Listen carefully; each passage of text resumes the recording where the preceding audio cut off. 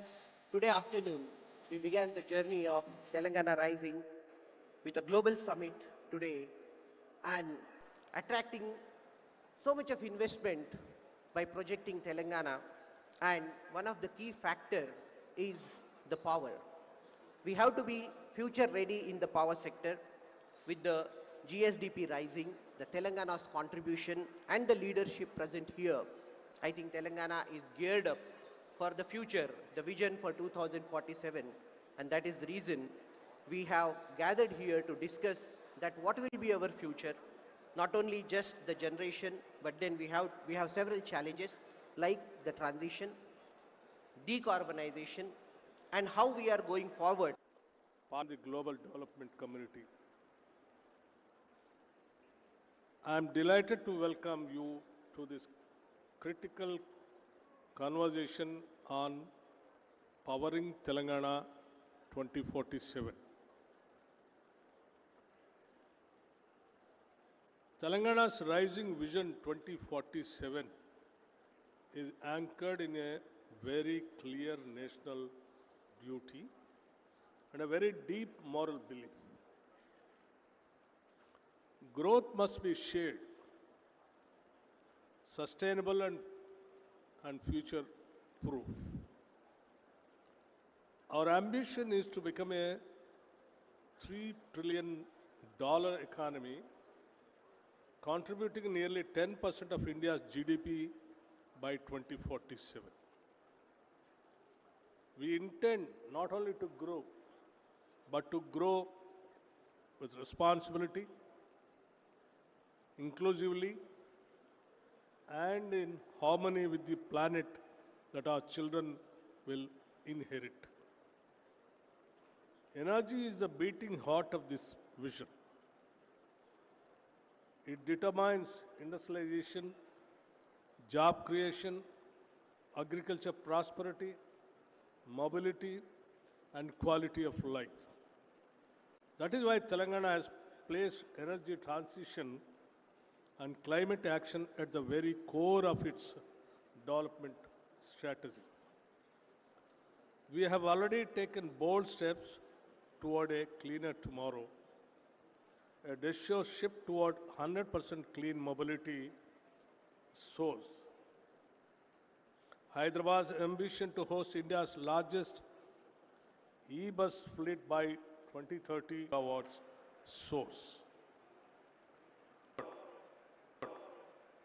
Power demand could exceed 1.39 lakh megawatts and about 780 terawatt hours by 2047 if we meet our growth and industrialization targets.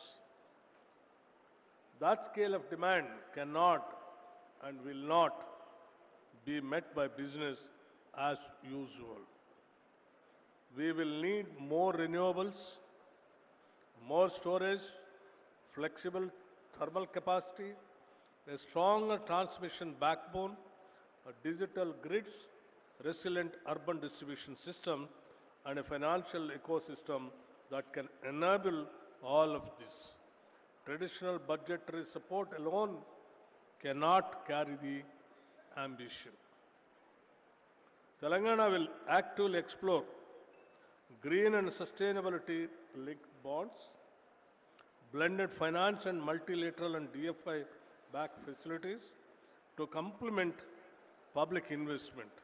However, this is a point of concern. A clean transition must also be just a transition. Telangana is a coal producing state, responsible for around 7% of India's coal output. Districts along the Godavari River sustain coal-based power plants, fly ash units, and coal-dependent MSMEs. For these reasons, the energy transition is not an academic idea. It is a lived reality. Therefore, our promise is simple. No worker, no family, and no district will be left behind. Recent district level studies highlight promising diversification pathways. Tourism and ecotourism, food processing and agro-based industries, textiles and solar manufacturing and assembly. These are not emergency substitutions. They are future-ready sectors aligned with local strengths. Our transition will protect livelihoods, build new skills, support MSMEs, and convert coal districts into thriving and resilient green economic hubs. That is the spirit in which today's session is conceived. We are here not merely to describe what the energy transition is, but to shape how to finance it, how to sequence it, and how to make it socially just. In this room, we have the leadership of power utilities, financiers, developers, technology providers, regulators, researchers, and transition practitioners. One actor will not build the future. It will be built by all of us together. I would urge today's discussion to focus on 5 questions. What does a 2047 ready energy system for Telangana look like? Reliable, affordable, decarbonized, and resilient. How do we prioritize the core pillars? Renewables and storage, flexible thermal, grid strengthening, digital distribution, electric mobility, and efficiency. What innovative climate finance instruments can accelerate the transition? How do we embed just transition into sectoral and financial decision making, especially for coal-dependent districts? How do we translate today's ideas into next steps for policy and planning? If we get this right, the prize is enormous. An energy system that safeguards our climate, a power sector that powers industry and agriculture without fatigue, and above all, a transition that lifts people rather than displace them. Telangana's energy story will not be a story of hesitation. It will be a story of courage, planning, investment, collaboration, and compassion. Let us work together, build an emergency architecture worth of a $3 trillion Telangana in 2047. Worthy of the youth who dream here, worthy of the planet that sustains us. Friends, the idea of and the dream of Telangana, Telangana Rising 2047 with $3 trillion economy is our goal. To reach that $3 trillion economy, we know that what kind of energy and how much we require. Keeping all those things in our mind with a calculation, a proper calculation, the growth rate we have planned in such a way that we will make and will make sure that the production and the supply of power with the green energy to reach to the economy of $3 trillion by 2047. This is our dream, and we have already planned and we will achieve that also.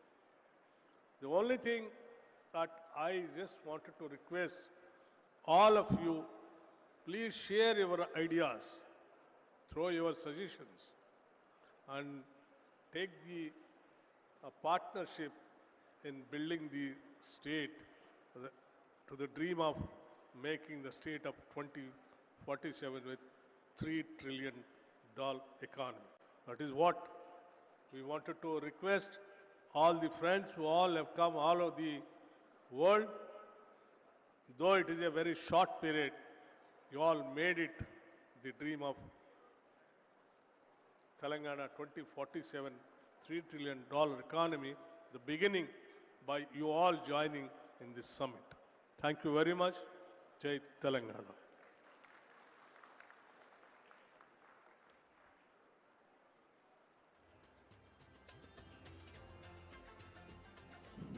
Thank you, sir.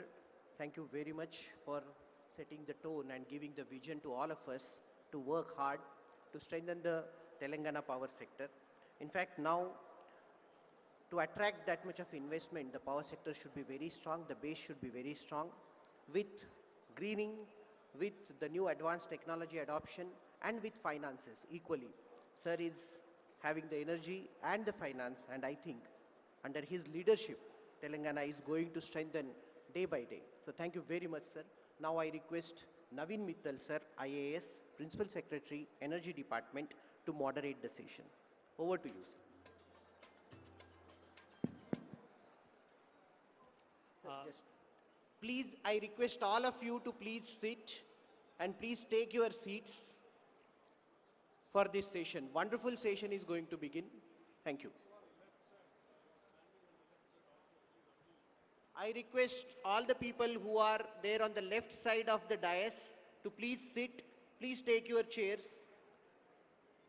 Please take your chairs.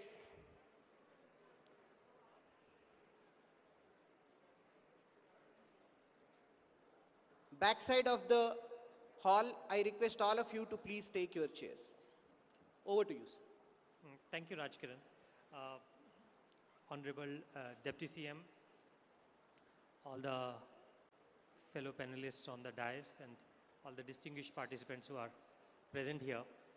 This is a very interesting session because we are not just talking about powering Telangana 2047 in line with the $3 trillion vision, but also to ensure that this transformation is sustainable and just. And as Honorable Deputy CM has said, that we take into account the future of our next generation also in terms of environment as well as climate while we are doing this transition. We have a very rich panel here in terms of experience as well as the kind of work which each one of them has done. And I'm sure that we will have answers to a lot of our questions which we are going to have in answering the topic which we are discussing now. I'll start with Mr. Ajit Pandit. Mr. Pandit is the co-founder and director of Idam Infrastructure Advisory Private Limited, and he has a very rich experience in terms of not just power but also energy transition. So my question to you is, Honorable Deputy CM has spoken about 1.39 gigawatt of 139 gigawatt of power by 2047. Right now our peak demand is only about 17.6, but we are looking at about an 8-fold increase in power requirement. Though in economic terms we are growing about 15 times, but in energy transition terms we are saying we are targeting about 8 times because of lower energy GDP intensity. What do you think this energy mix is going to be in terms of renewables, in terms of generation mix to achieve this goal?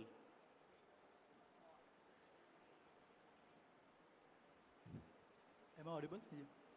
Yeah. First of all, sir, thank you for your question. And at the outset, let me thank Deputy CM sir and Government of Telangana for giving me this opportunity for this interaction. To your question, sir, first and foremost, I think I had come across, I've been working in this space for more than close to 3 decades. We have been discussing out many studies of energy mix that will come about. But Telangana is the only state who is talking about 2047 at the state level, what would be the energy mix. We have seen the studies for resource adequacy, IRP, talking about 2030 or 2035. But 2047, that leap of faith of 22 years and kind of a rollout that we talked about in the morning, it's stupendous. And in my mind, sir, there are, for the mix of this, there are 4 Ds is something that we need to be carefully looking at. For this development agenda, there are 4 pillars. First D is about decarbonization for the mix that we are talking about. So what kind of a energy grid would be decarbonized by 2047 that we are talking about? At least for a wind, solar, ESS, and all that you had actually charted out in your policy document. It's a 10-year policy document. Probably you need to have a 22-year policy document with the separate segmentation going forward. So that decarbonization would throw up another challenges in terms of flexibility requirement. And we need to work extensively on the flexibility because going to throw up kind of a uncertainty, variability, as well as the ramp requirement. So we need to work closely on that. Transmission is another element that we need to work on in terms of working closely with the interstate grid as well as development of a transmission evacuation infrastructure within the state. So that's the first D on the decarbonization that we need to look at. The second D that I'm talking about is about in terms of the complete democratization of the renewable energy. We are going to actually have a plethora of distributed renewable and DRE going to come into the grid to make it facilitated to get integrated into the grid. You are already targeting in your 2035 scenario about 8 gigawatts of DRE, but 2047 we'll see a huge amount of DRE from rooftop, the PM Kusum or PM Surya Ghar and various other schemes that state themselves want to take up. So DRE is something that we need to carefully look at. Deputy CM sir did talk about digitalization. That's a third D that we need to extensively work on digitalization. We have been studying the UK market extensively, and in the UK, the way they looked at today there is no, practically coal is completely phased out, and they had looked at the DRE in a big way. There is more than 300 generators and 1 million assets of distributed renewable which are already operating in the UK market. We need to study and learn from those lessons, and we shall help Telangana in a big way. And then the fourth D, and that's the last point that I have, is about demand flexibility and a demand side management. That's something that we need to really look at and start harnessing flexibility. That will help us to meet the kind of a variable renewable that we are trying to integrate into the grid. That's a quick short answer. Maybe I can come back later. Thank you, Mr. Pandit. I think that's a very interesting perspective on having those 4 Ds talk about the various aspects of this huge transition what we are planning. My next question would be to Mr. Sarit Maheshwari. Mr. Maheshwari is the CEO of NTPC Green. Sir. So you basically are heading a vertical which is basically about renewables. Now, Mr. Pandit talked about the share of renewables in that. What do you think is going to be the overall share of renewables in this goal which we are having, and what are the factors we need to keep in mind to achieve those renewable share into this whole journey which we are having? Thank you very much, sir, for giving me the opportunity at this esteemed panel to talk about very good impetus to have batteries as a storage. And Telangana NGEL or NTPC Green is the largest supplier of green energy to Telangana, sir. And we would be very, very keen to set up more projects now in Telangana. So far we have been supplying from the projects from outside. Recently we are in an advanced discussion with SCCL to have a JV with Telangana, where we'll be setting up our own power plants. We intend to put up batteries on a large scale over here, which would act as a storage.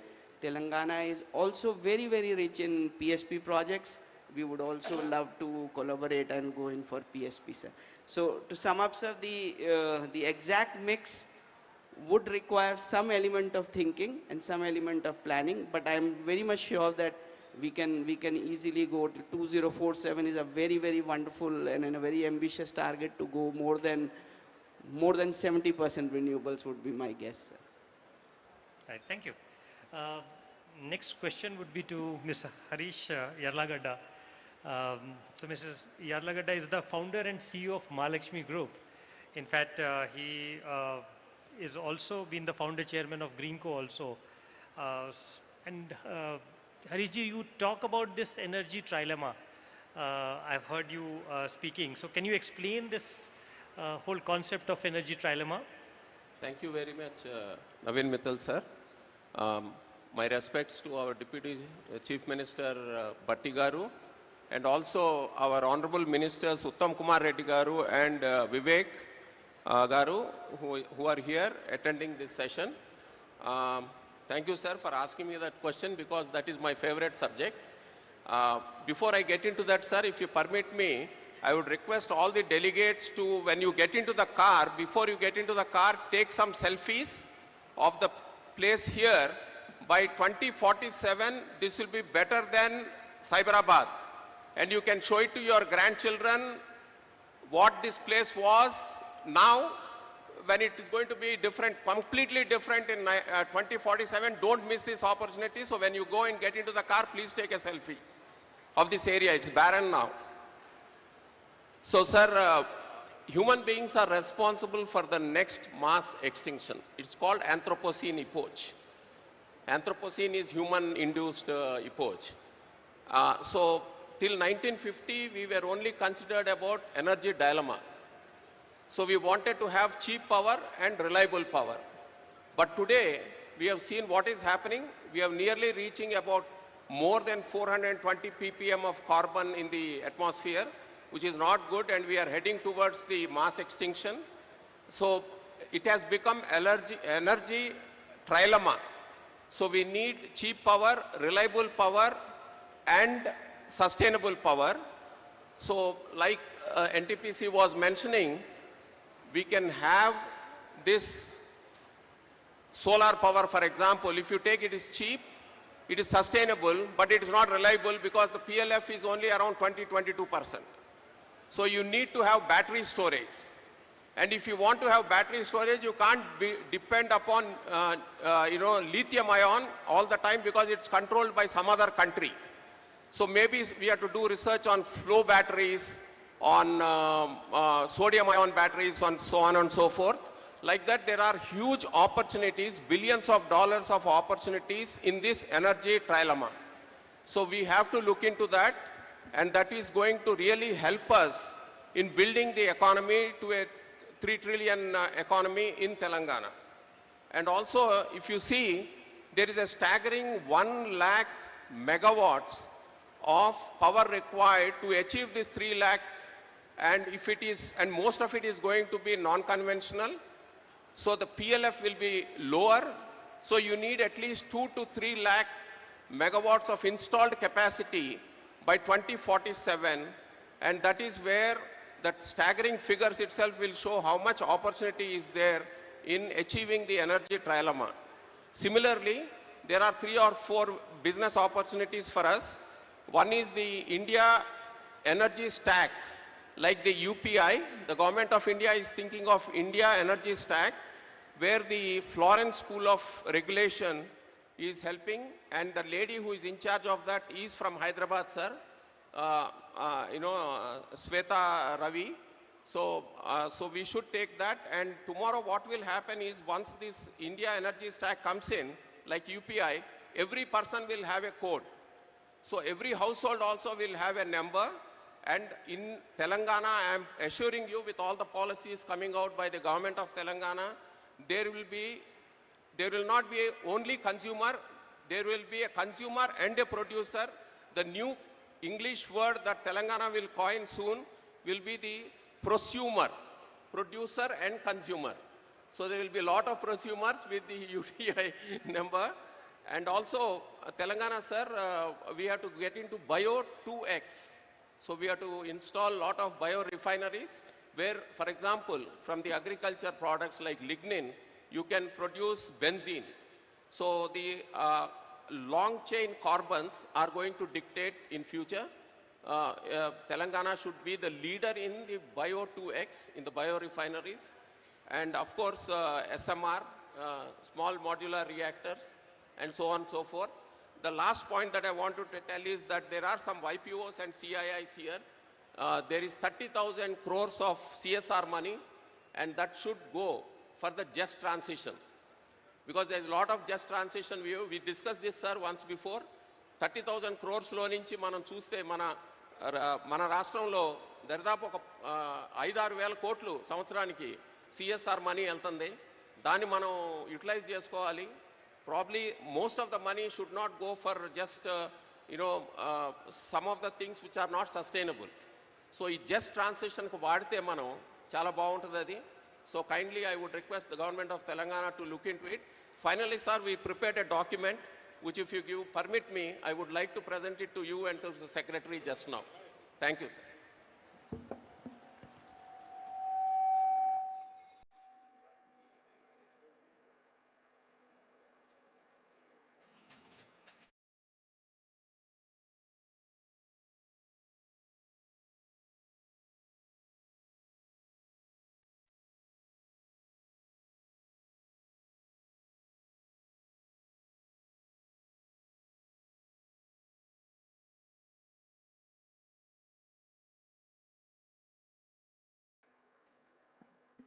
So that was a very interesting perspective. I think you coined two new words. One is the energy trilemma and the other is the prosumer. I now move on to Ms. Netra Wakwakekar, and she's the co-founder and vice president of Net Zero Energy Transition Association, which is NETRA.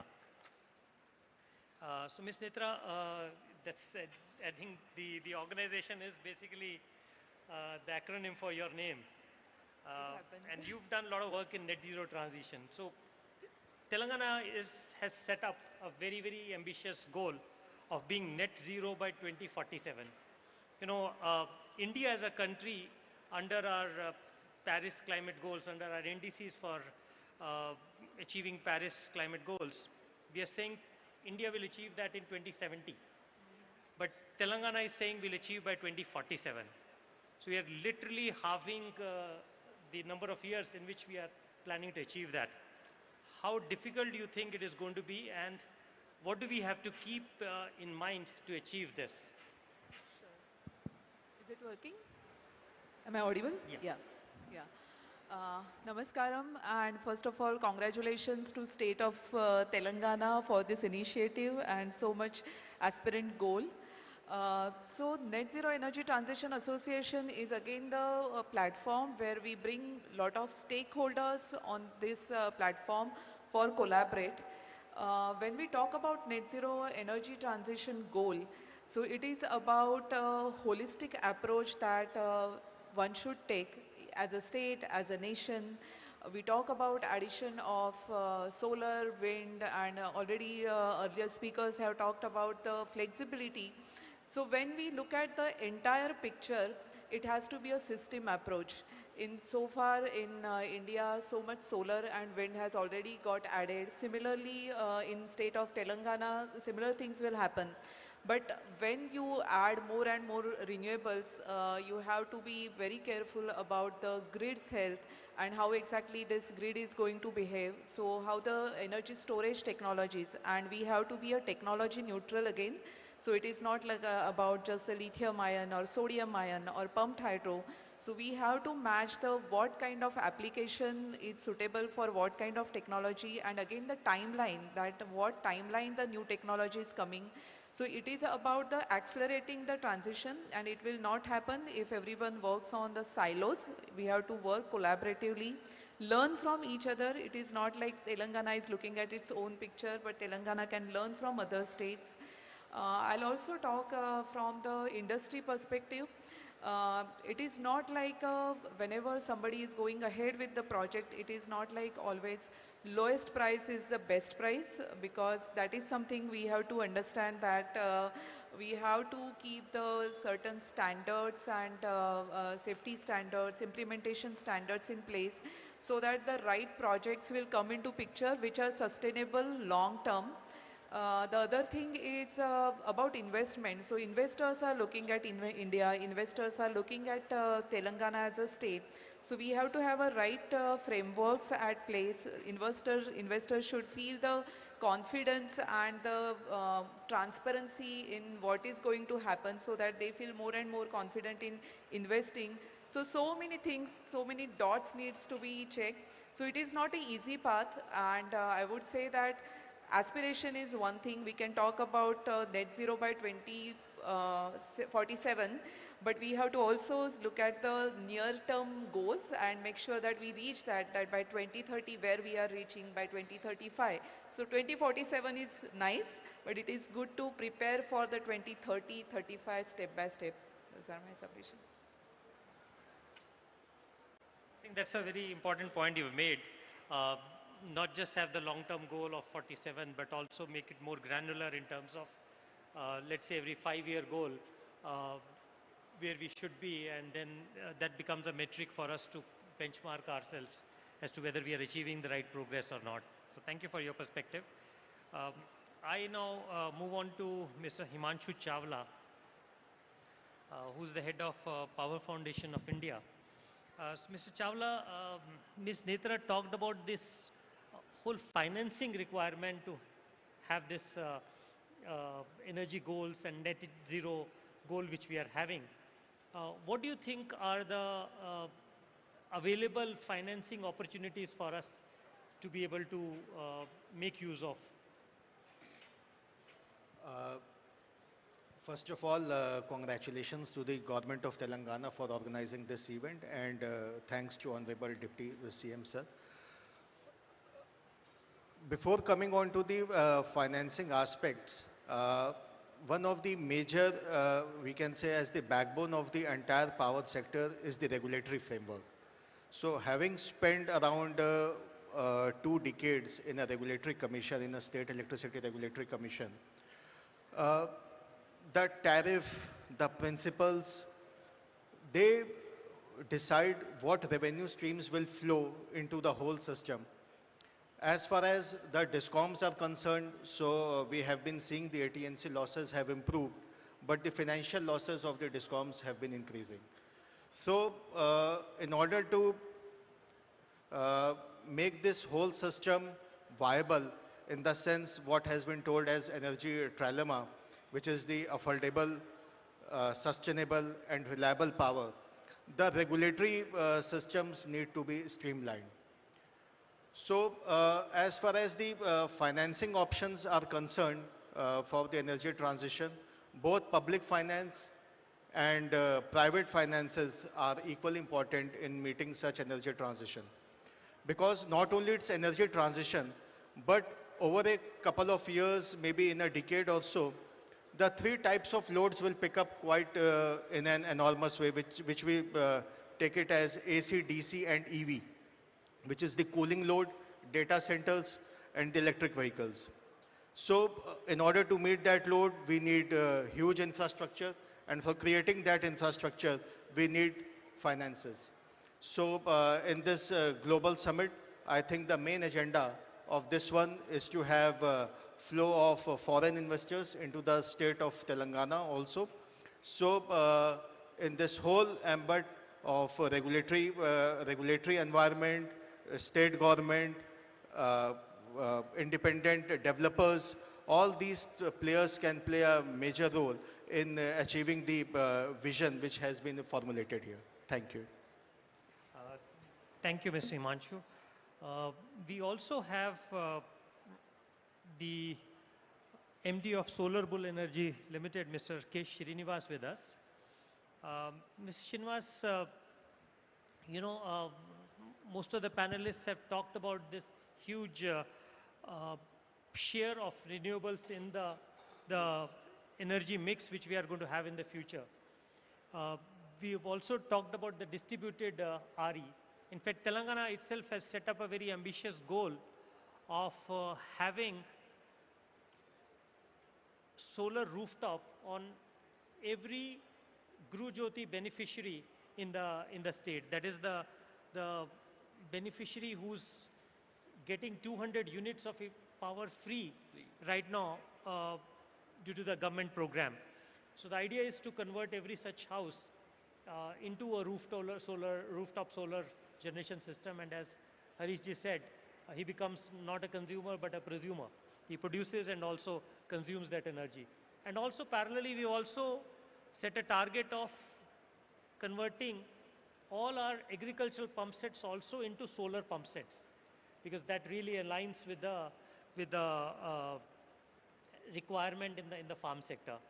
Uh, how how difficult do you think is achievement of both these goals in our journey towards this? Thank you, sir. Thanks for this question. And in fact, distributed energy (DRE) forms an integral part and important part of the solar journey. In fact, Telangana had been the forerunner in distributed energy, while the country had gone for solar parks expansion in a large scale, whereas Telangana had adopted a unique method of distributed energy. The 3,000 megawatt what we have today is distributed energy with little burden on the distribution network, which means lesser losses. So I really believe that what the Telangana government intends to do in terms of promoting distributed energy, rooftop solar, particularly in the lower income strata groups, and incentivizing those will certainly go a long way in strengthening the grid infrastructure. In fact, that will reduce the burden on the storage, which is essential for grid stability. The second part is also the PM Kusum scheme, which is one of the scheme to promote the solar pumps, agricultural pumps promotion. Currently we have a part of the capacity under implementation, and I think that is coming into shape right now, and a lot of farmers are looking forward to more support from the government. I think going forward by 2047, I see a mix of about 5 gigawatt of rooftop solar and 5 gigawatt of PM Kusum should be part of the overall 70 gigawatt mix. And I think with the state government's promotion, in addition to the central government promotion, would help a lot of push to this subject, sir. So, Microgrids. interesting perspective, Mr. Srinivas. Uh, After talking in detail about renewables, I think we go to our traditional sector, which is the coal sector. So we have Mr. PM Prasad, who was the chairman of Coal India. Mr. Prasad, you worked in the coal sector your entire life, uh, and we are now talking about net zero, and also a huge mix of renewables in our entire energy. So this is a very tight target Telangana has taken, and a wonderful objective by 2047, phasing down. Definitely coal perspective, renewables are coming. One of the goal by having 40% connective renewable capacity already achieved, as the Honorable PM says, and now 50% target of non-fossil fuel are renewable. But coal, because of this base load requirement, it is going to stay in the next 2 to 3 decades. It may, the percentage from 50% may go down by 2047, maybe 30%. Now the coal sector's responsibility, our coal ministry, or even Singareni's CMD, he is here, our former CMD Secretary Sidhar Saab is here. Our job is to cut down the emissions from coal, like by going to this first mile connectivities. We have almost stopped 60% blasting in coal by blast-free technology. Similarly, for overburden also blast-free. By first mile connected coal handling plants, we have to reduce the dumpers lead, and if you can reduce, recently in Pakri Barwadi, NTPC, Mr. Maheshwari is there, 150 vehicles are plying. With digital, by engaging Ola Uber in the mine, where 150 vehicles can be brought down to 40. Ola Uber in the only mine network. Everyone doesn't need, only manager, GM need a full-time vehicle. We can cut down 100 vehicles there. So each mining practice, unit of operations, maybe drilling, blasting, with digitization, we can cut down number of holes drilled, blasting amount we can save, haul roads, diesel emissions.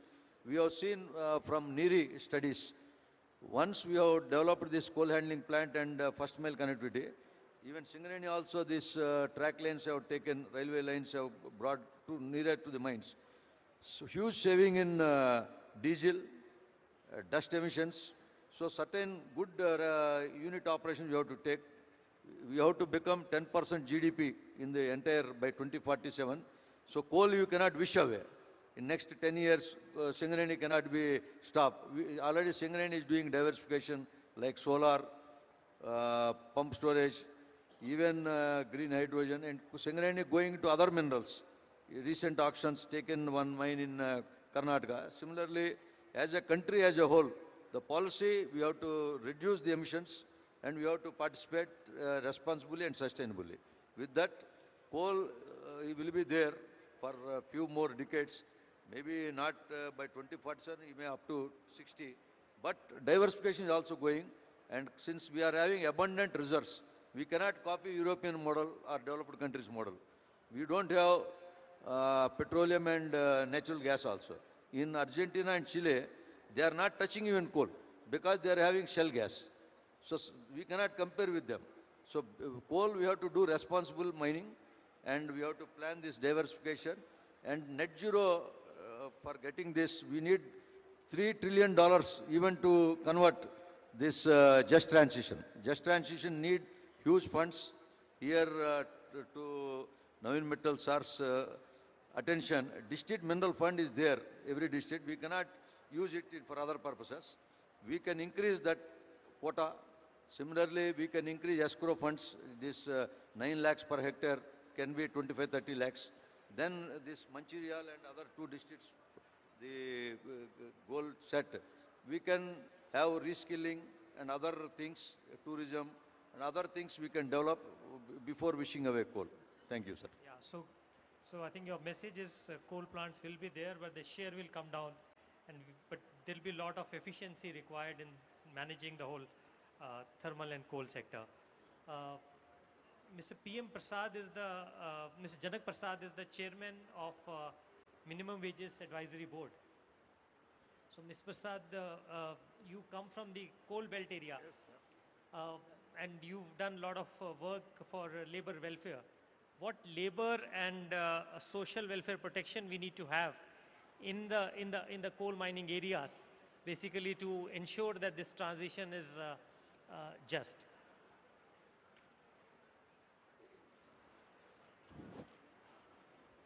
Respected Deputy Chief Minister, Energy Minister and Coal Minister, Batti Vikramarka garu, Navin Mittal garu, all the dignitaries participated in the debate.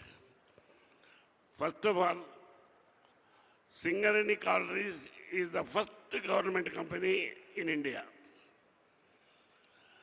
Recent past, up to 19th and 20th centuries, we are depending upon steam and coal.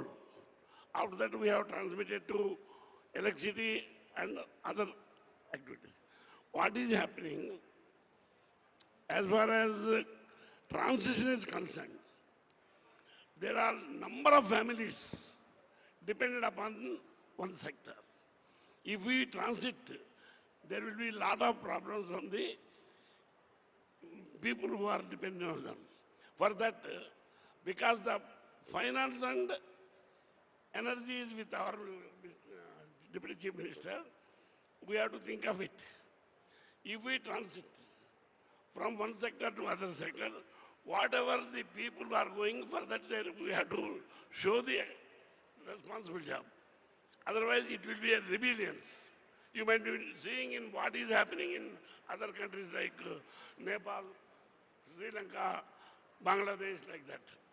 Because our Deputy Chief Minister has vast knowledge and foresight, he might be knowing if transition is going on up to 47 for sustainable of Telangana state.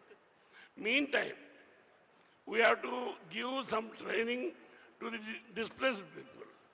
We have to modernize them. Another thing, whatever they destroyed, the developed countries done, they have enough done.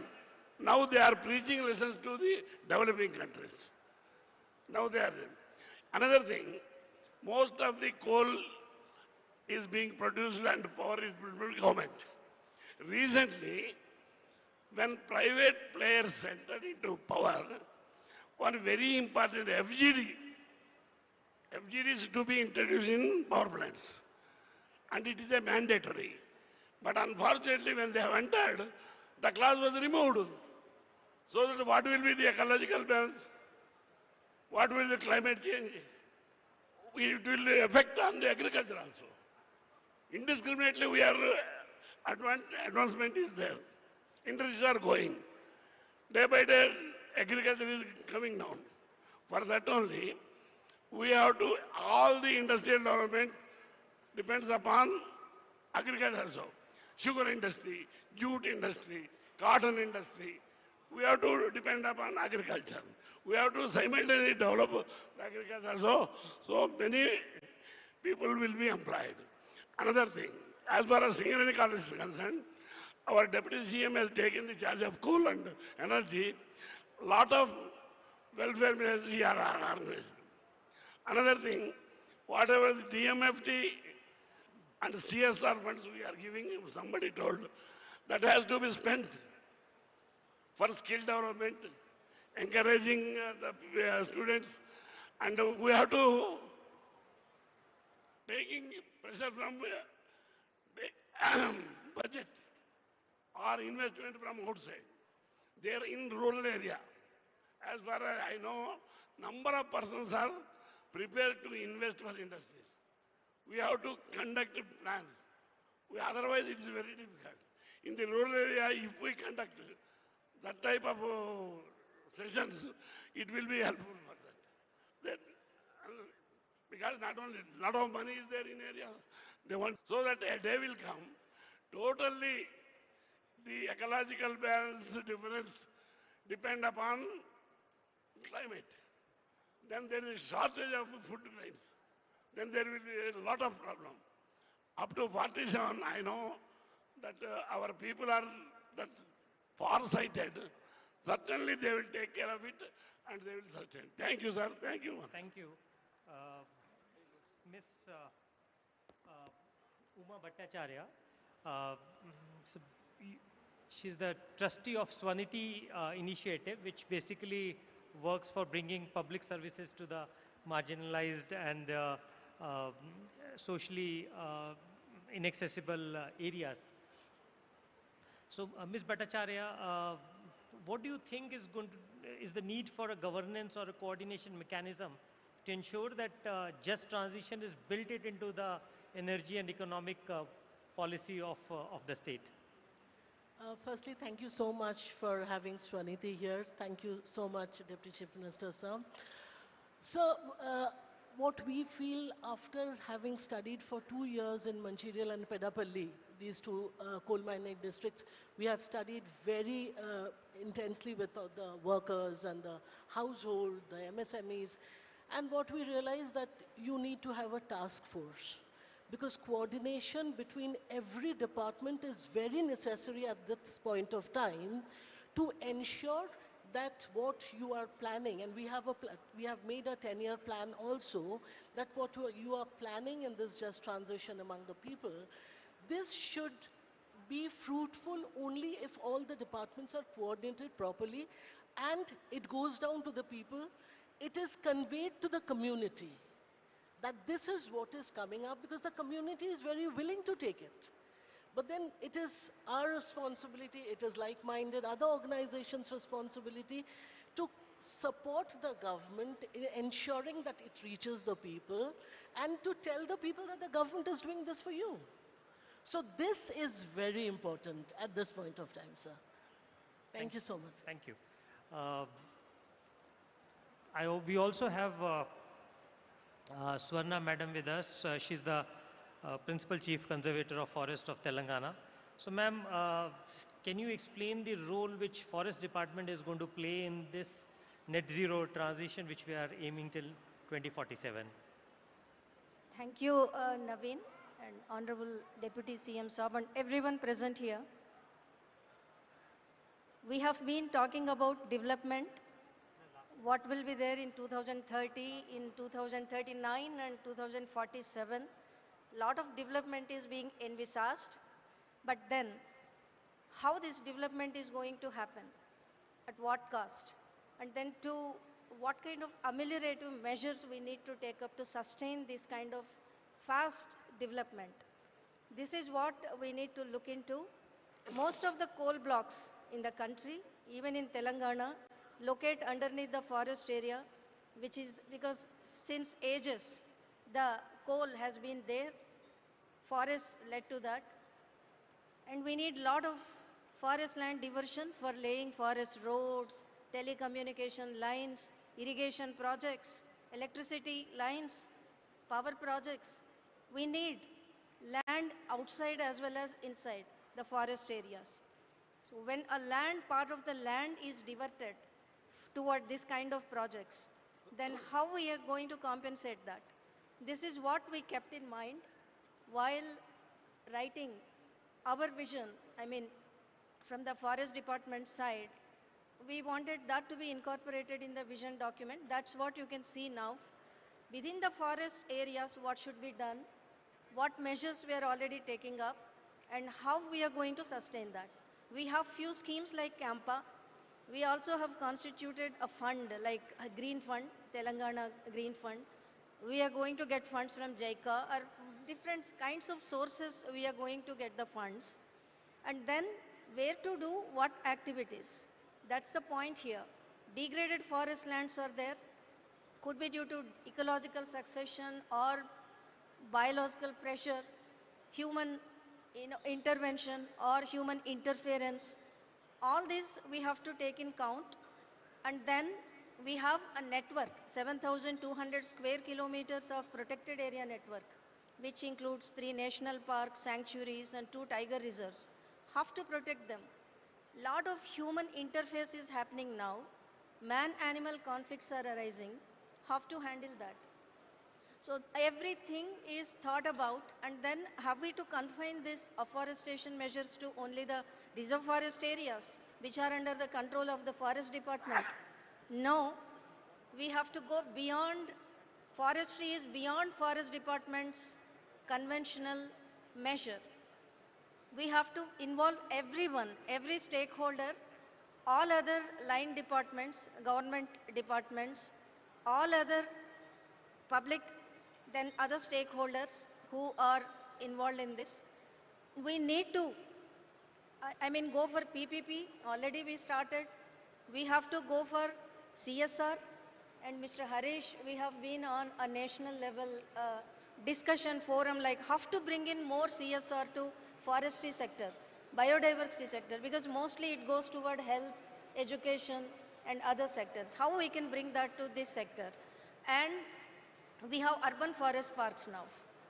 Like Hyderabad is expanding beyond its limits, and all the forest blocks, reserve forest blocks, now they are becoming part of this urban conglomerate. And we need to protect them, we need to use them for various uses, and we also have to create green lung spaces for such expanding city, which is going to be #1 in the country, and maybe it is one of the top 10 mega cities across the globe. And then rural areas. Have we to confine to only this? Municipalities have to be engaged, GHMC, HMDA. But apart from this, what? Then we have to involve every citizen. If they fell trees, they have to compensate. Could be outside forest areas only. But they need to, and we have to implement this mechanism strictly. And in rural areas, of course, gram panchayats, local administration, village administration, we need to involve. And apart from this, education, climate literacy, environmental education, we need to involve NGOs, and we have the plans for all this. Wildlife, forestry, urban forestry, all aspects are covered. Apart from this, ecotourism is another area which we have been focusing on, where you have good, beautiful forest areas, but they don't have access to general public because of the various reasons. That's where we need to identify, and it could be nature trails, it could be a safari ride, it could be in some other thing in some other fashion, but giving an interface so that public representatives can appreciate what the forest can offer. Because most of us see from roadside, or little bit inside. But there are beautiful locations in Telangana We have wonderful wildlife, and it's our job to protect this, expand our domain, which it should not be confined to forest department alone. We need to involve everybody, then only the sustainability will happen, and the sustainable development is the mantra which everybody is talking about in the developed countries especially. And so this development not at the cost of natural resources which we are already having, but this will be used to enhance whatever investments come in to that would come to the state. Part of it should go toward this sustainable development. This is what we are thinking about, and we have planned, and we try to incorporate as much as possible on a broader level. Thank you. Thank you. So forest is a real integral part of this net zero transition journey.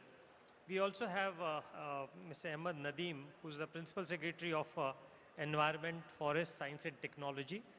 So Nadeem, what is the work which your department is going to do, both in the environmental side as well as the forest side, to have this net zero goal? Yeah, thank you. Good afternoon, Honorable Deputy CM Gariki, my the moderator and my senior colleague Naveen Garu, all the distinguished panelists here.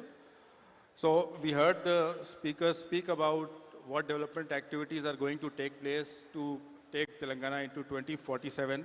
The Honorable Deputy CM also in his address mentioned about that the development is not going to be just mindless development, but it will be an inclusive, just human development.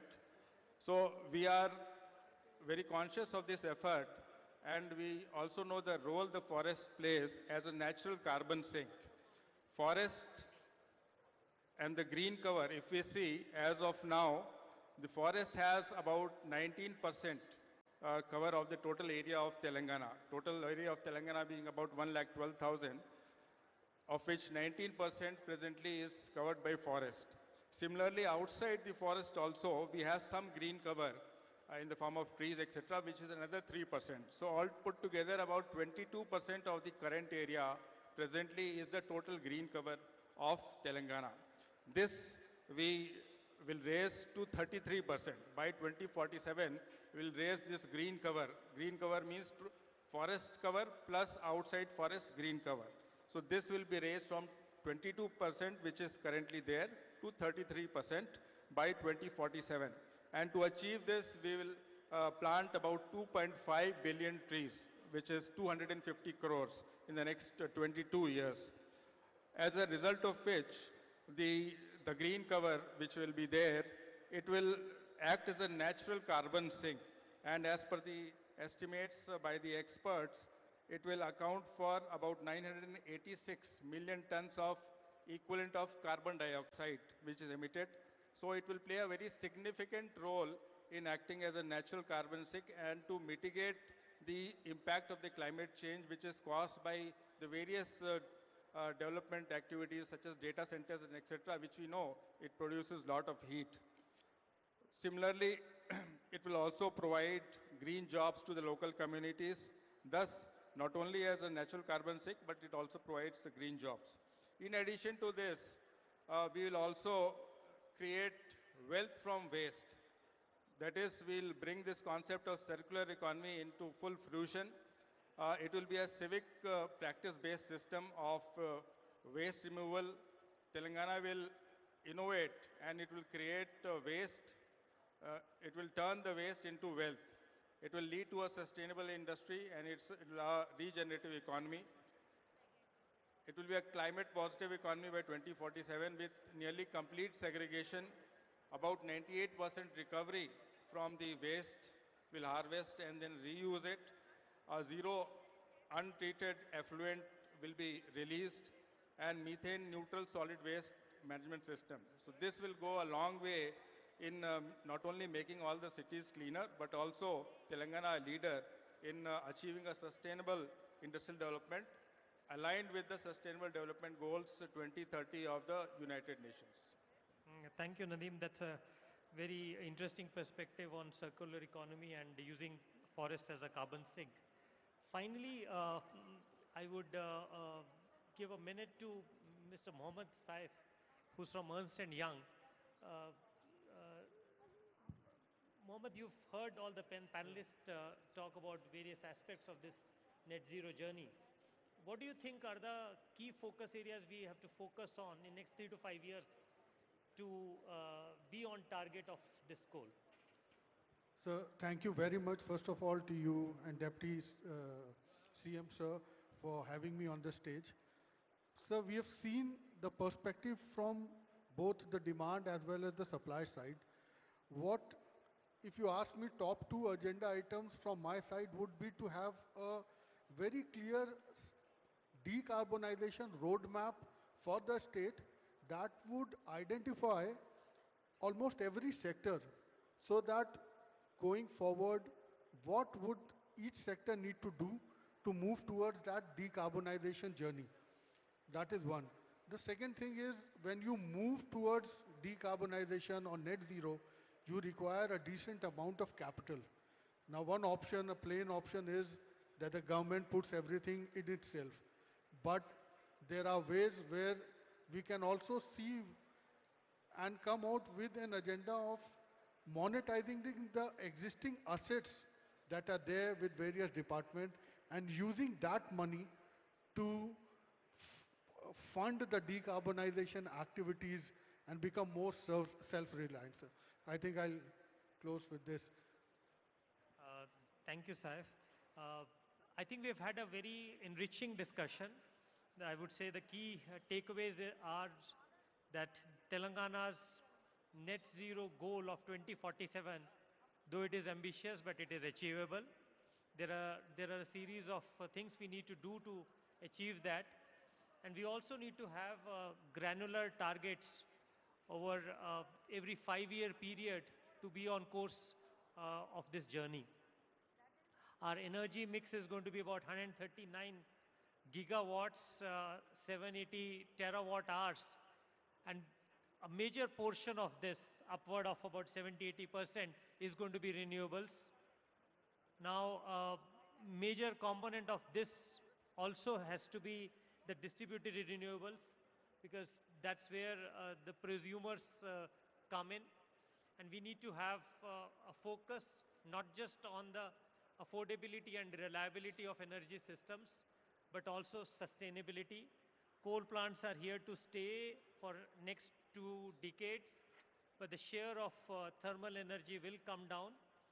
And for that, we need to have a focus on our coal generating districts, especially the people there, so that we also target alternative areas to focus on to ensure that the economic progress in these districts is also commensurate with the journey of the rest of the state.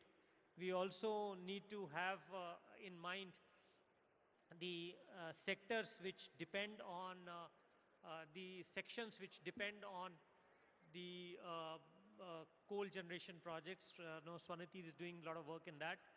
Forest is going to play a very, very important and integral role in this journey. Forests will act as carbon sinks, which is very important because though the renewable sector may be net zero, but the share of the manufacturing sector as well as thermal sector, you need to have some kind of a carbon capture, utilization, carbon capture, storage and utilization.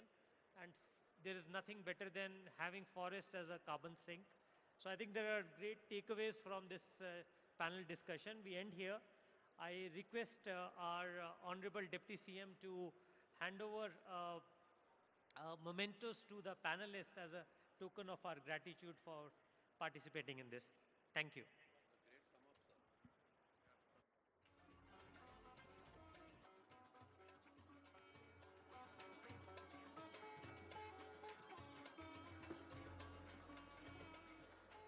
Thank you, sir. And now I request our Deputy CM Batti Vikramarka, sir, to felicitate our panelists on stage. We'll start with Mr. Ajit Pandit Garu, co-founder director of JM Infrastructure. Mr. Ajit Pandit Garu, Sri Janak Prasad Garu, Chairman, Minimum Wages Advisor, Government of Telangana.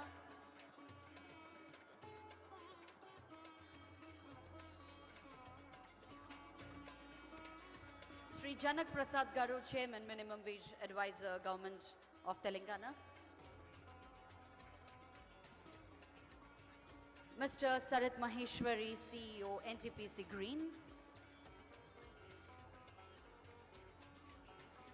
Sri Srinivas Kokadapu, MD Solar Bull Energy.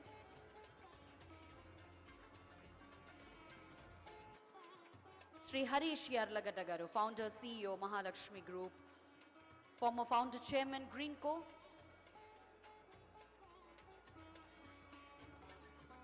Professor Raj Kiran Garu. A big round of applause for Mr. Raj Kiran for hosting this beautiful panel discussion. Netra Walwalkarji, co-founder, VP Net Zero Energy.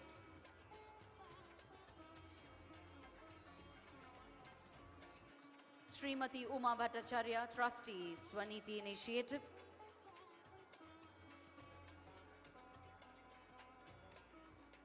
Sri P.M. Prasad Garu, ex-chairman, Coal International Limited.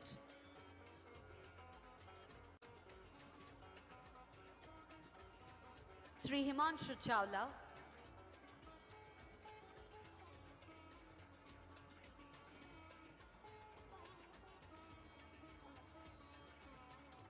Mr. Mohammad Saif. Srimati Parminder Chopra.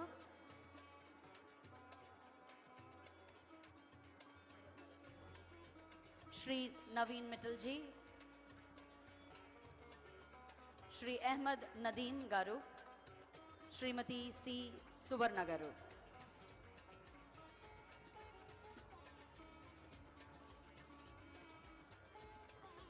May I also request Hashki and Swaniti team to please step up, join us on stage for a group picture.